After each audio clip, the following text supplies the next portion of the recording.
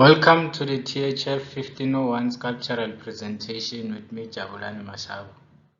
This is part 1 of 2, which are set to discuss the use of repurposed and recycled materials in sculpture, particularly African sculptures.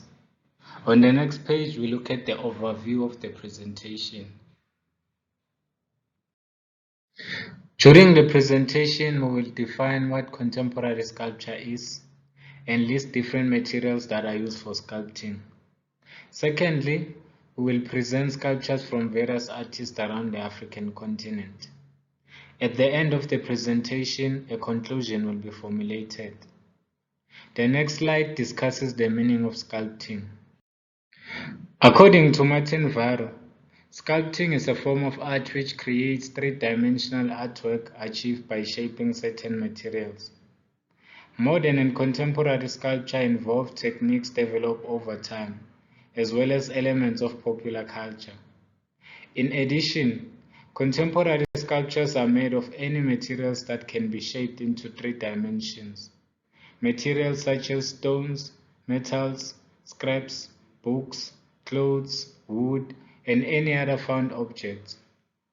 On the next slide, we look at the sculptures that will be discussed on the presentation. The sculptures that are going to be discussed on this presentation are Calix Dagpogen, Joseph Francis Simone, Alu Amoda, Willy Pasta, Gordon Freud, Nicolas Lobo, and lastly, Ndabu Gontuli. On the next page, we start the presentation with the artist Calix Dagpogen. Calix Dagpogen was born in 1958 in Benin. He lives and works in Porto Novo, Benin.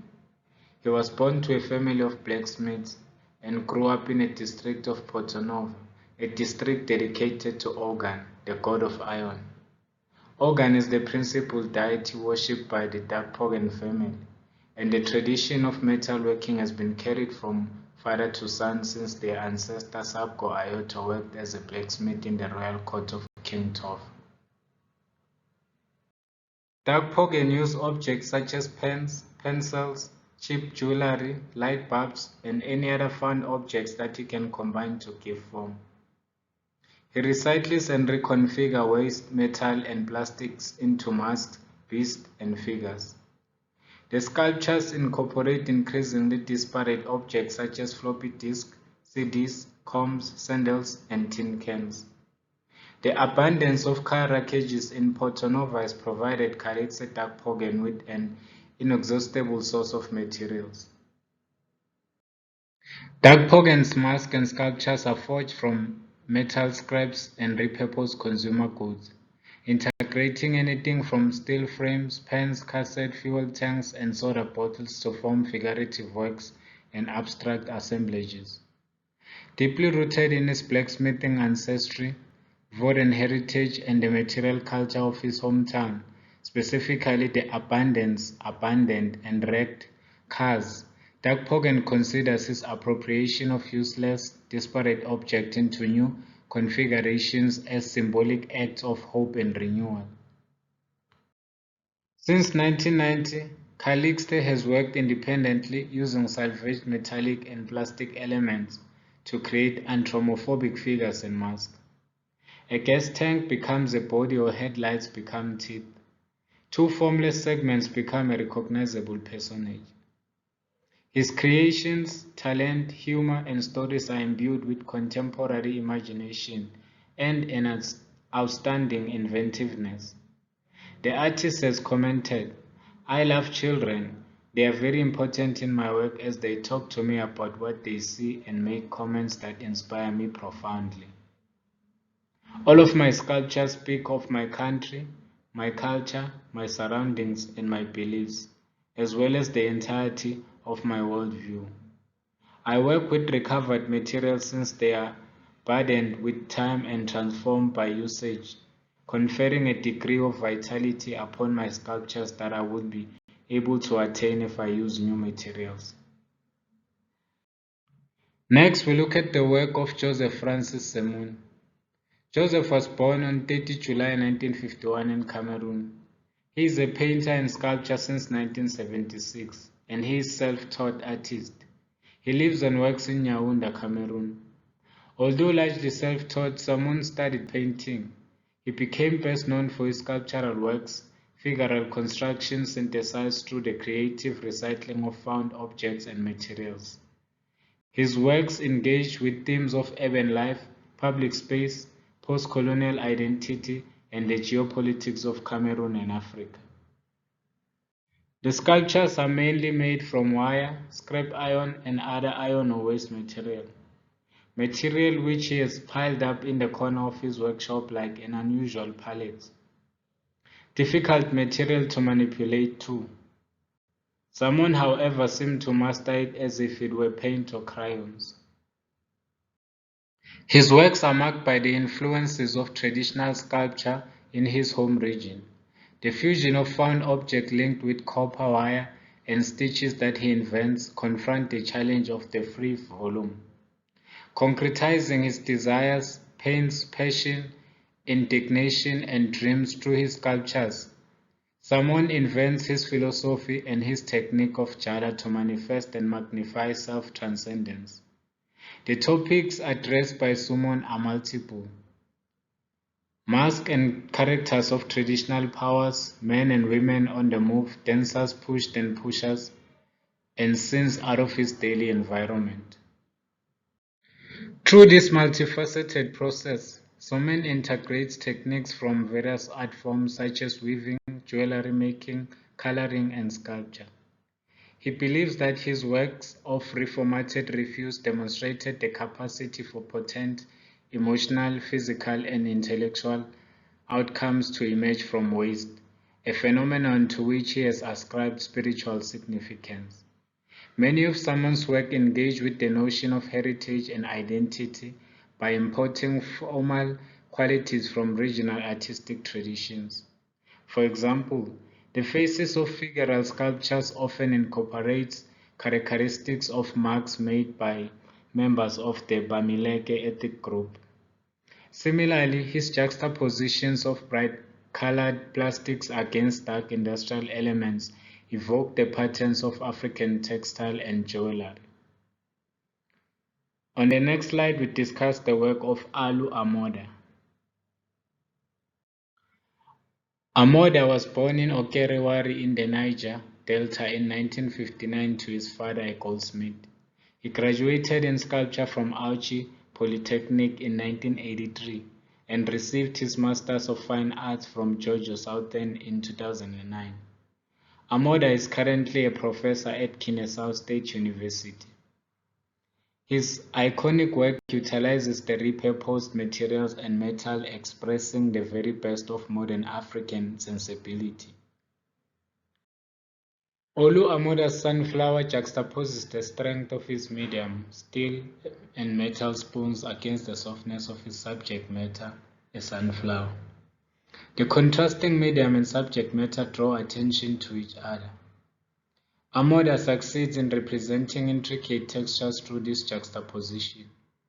In daily life, nails are meant to be as discreet as possible in holding things together. Amoda flex the usually inconspicuous material, using it as the chief component of this sculpture. Each nail is tiny but important, just like the hundreds of individual florets of an actual sunflower that can turn into seeds. Similarly, the spoons around the edge of the work are simultaneously discernible as individual objects and indistinguishable from the whole of the flower's petals. The multiple and contrasting elements evoke attention on one level and help to give the work its impressive symmetrical form on another level. It is this tension that gives vent to Sunflower's social message.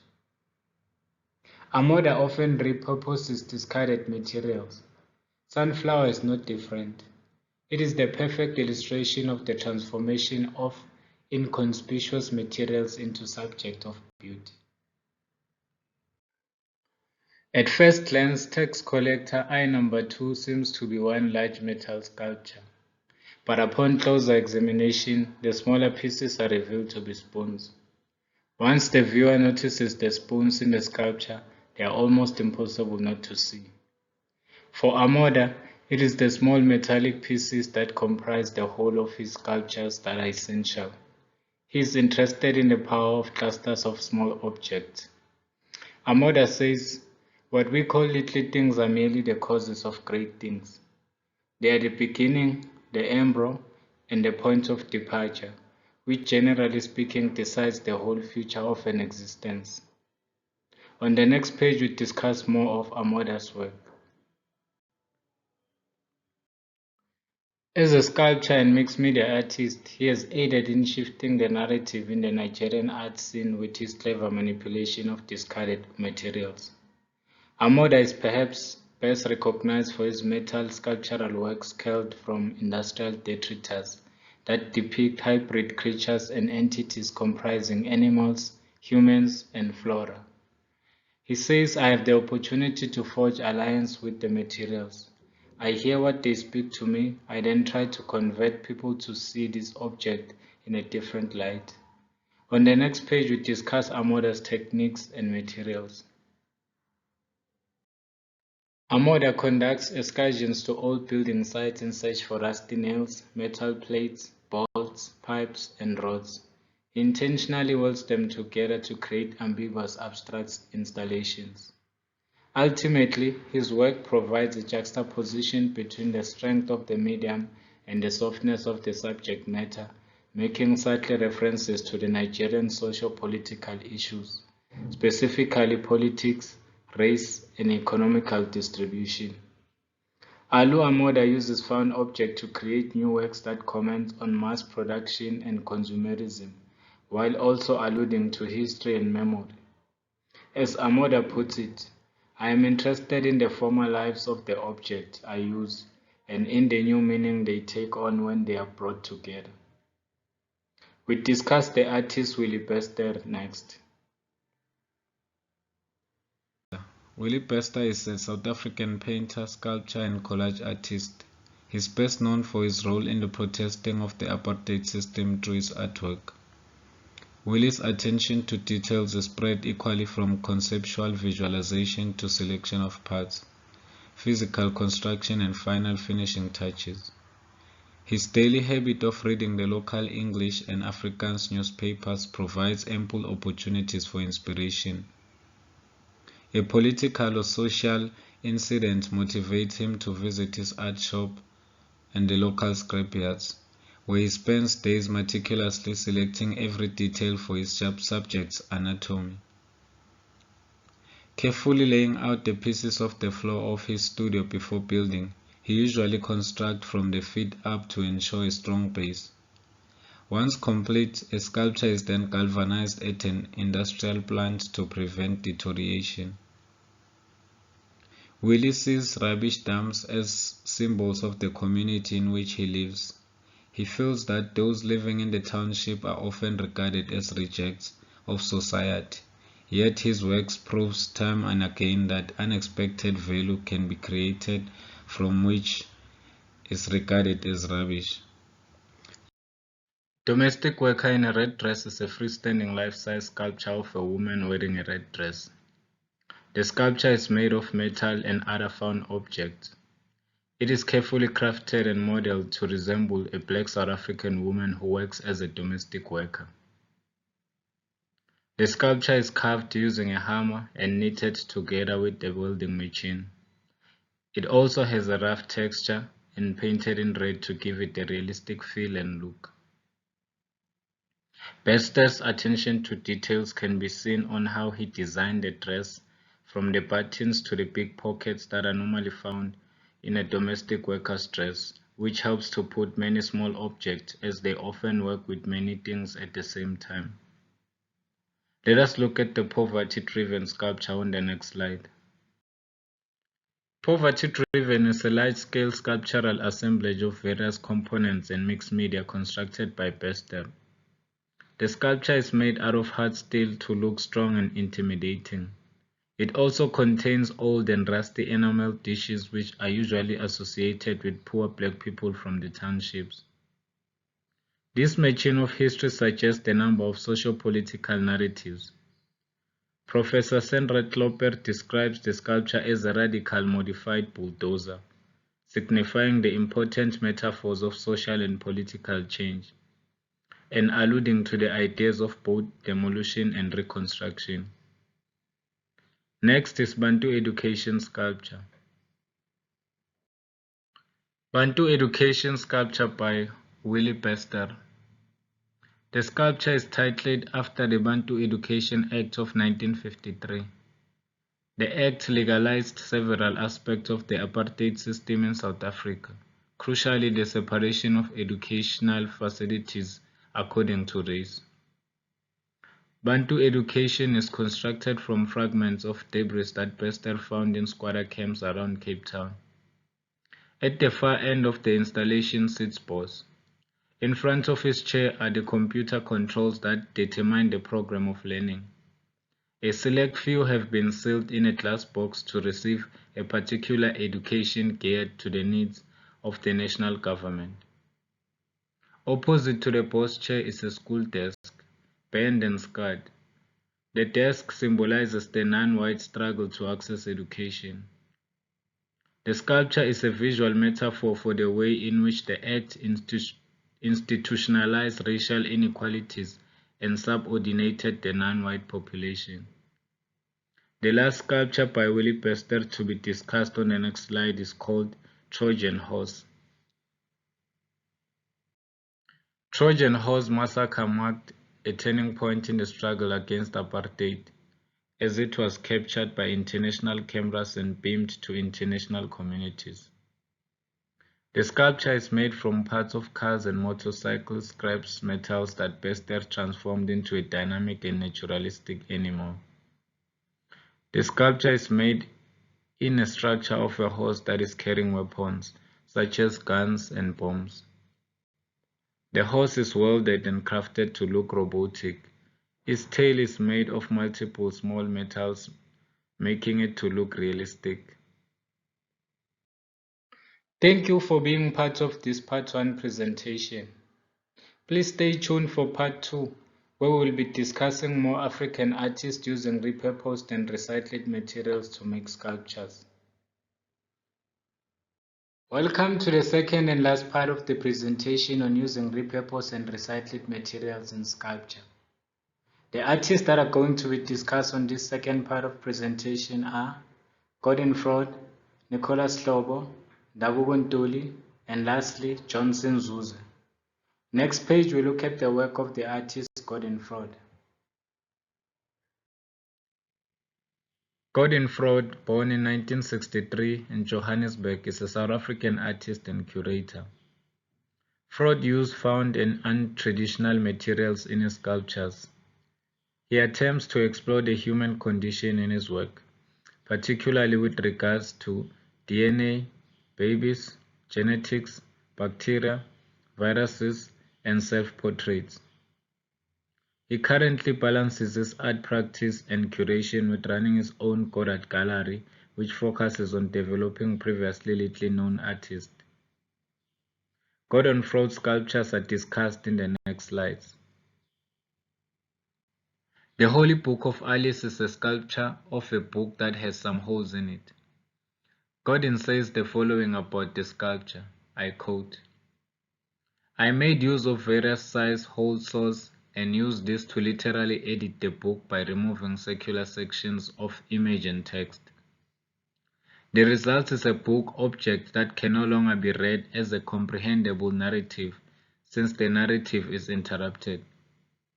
The book object becomes an interesting sculptural object whose three-dimensionality is enhanced by steel cables that pierce the pages and hold the book upright in the round, and allow individual pages to be seen or paged.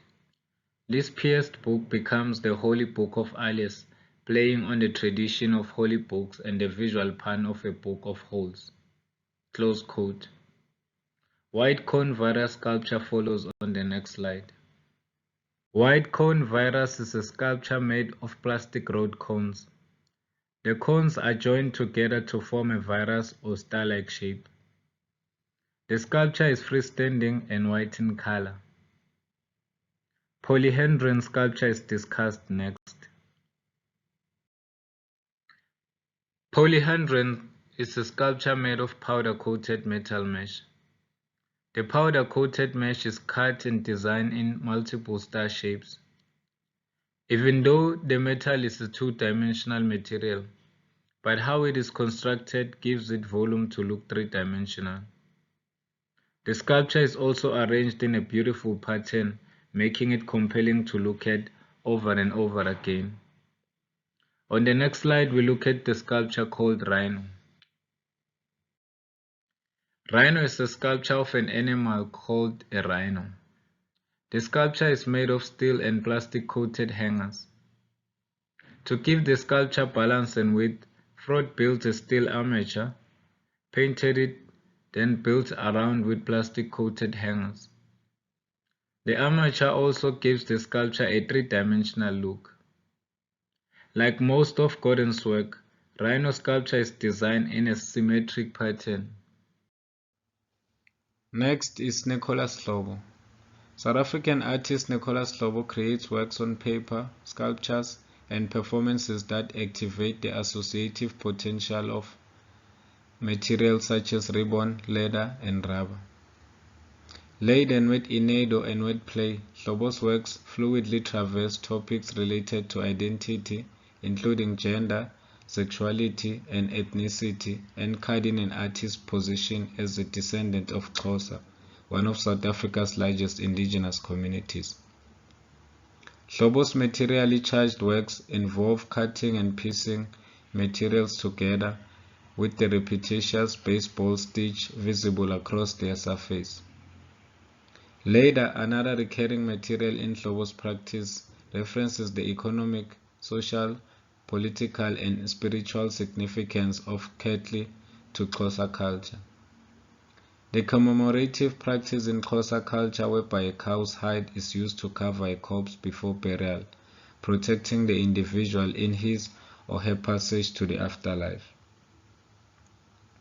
The materials used in Lobo's practice are often playfully juxtaposed to enhance their masculine or feminine properties, drawing attention to gender binaries. Rubber, for instance, references automobiles and their emblem in South Africa as a masculine status symbol, along with condoms and gender subculture in the context of sadomasochism. Ribbons and embroidery flicker through his stitched works, bringing a contrast of warmth and softness generally associated with female handiwork. Let us look at Lobo's sculptures. Ingubo yesizwe, a blanket of the nation when translated, is comprised of hundreds of tiny stitched pieces of discarded leather and rubber, sewn together to become the multifaceted skin of a large animal-like form. The work references the tradition in Xhosa culture of commemorating important milestones with the ceremonial slaughter of a cow. In the death ritual in particular, the animal's hide is used to cover the corpse before burial to protect the deceased in his or her voyage to the afterlife. Umthubi sculpture is discussed next. Umthubi. The sculpture is constructed into a kraal. A kraal is an enclosure for cattle or other livestock. The kraal is made of woods, which are connected together using wires. Normally, a kraal is a very serious place where only a selected few are allowed to enter. Traditionally, the selected few are men.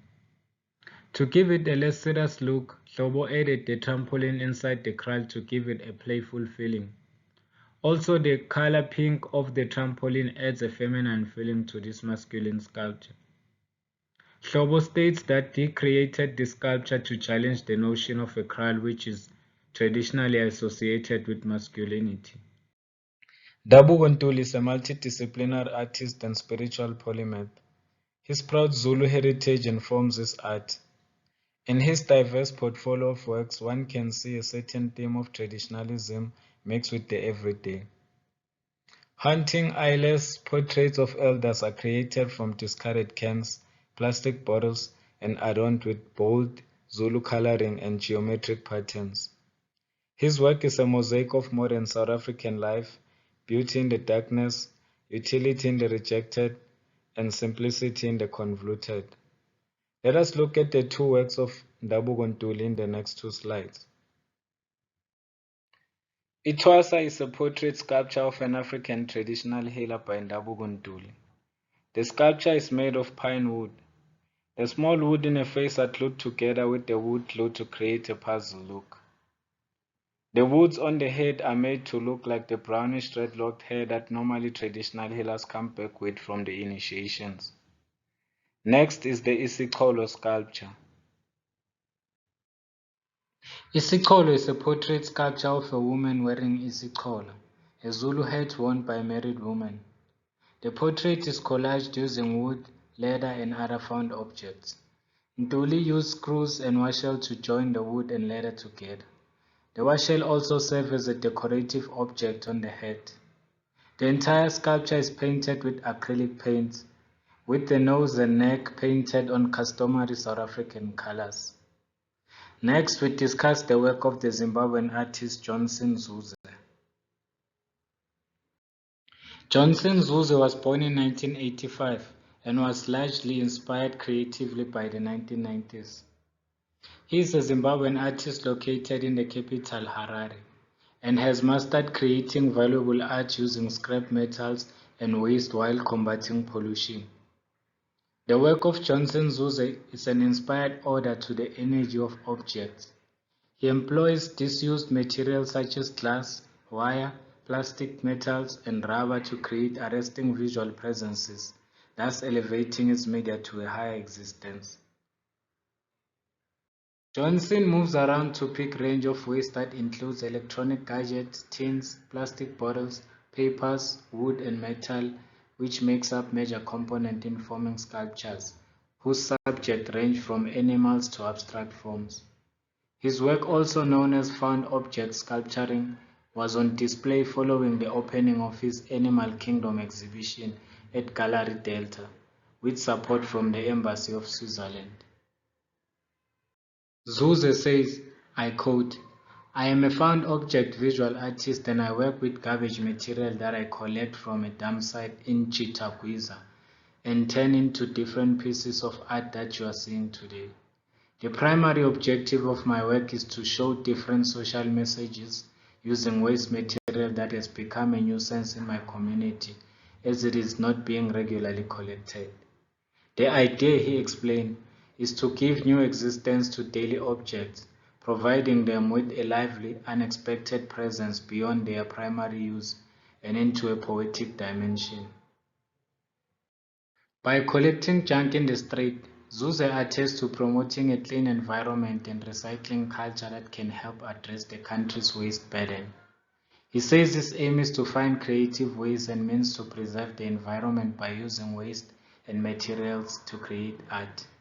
So he tries to bring back to life objects and material that have been thrown away, and he equates that to representing the downtrodden people in the society.